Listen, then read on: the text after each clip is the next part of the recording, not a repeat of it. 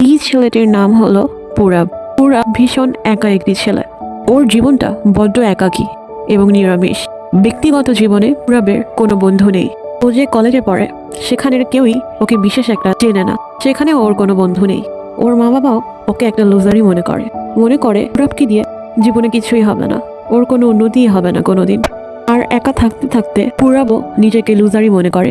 কেউই ওকে ভালোবাসে না, ওকে পছন্দ করে না, ওর সঙ্গে বন্ধুত্বও করতে চায় না। এই একাকী জীবন থেকে মুক্তি পাওয়ার জন্য পুরাব ঠিক করে সে আত্মহত্যা করবে। এর জন্য সে ব্লেড দিয়ে নিজের হাত কেটে ফেলতে নেয়, কিন্তু সাহসের অভাবে সেটা হয়ে ওঠে না। এরপর পুরাব মদের সঙ্গে বিষ মিশিয়ে খেতে নেয়, কিন্তু সেখান থেকে এত দুর্গন্ধ আসছিল যে সেটা পুরাবের পক্ষে আর খাওয়া হয় না। একদিন পুরাব একটি উঁচু পাহাড়ে যায় আত্মহত্যা করার জন্য, কিন্তু এত উঁচু থেকে লাফ দেওয়ার সাহসটা ওর হয়ে ওঠে না, যার কারণে সে ফিরে যাওয়ার সিদ্ধান্ত নেয়। ফিরে যাওয়ার সময় সেখানে পুরাব একটি ভগবানের মূর্তি দেখতে পায়।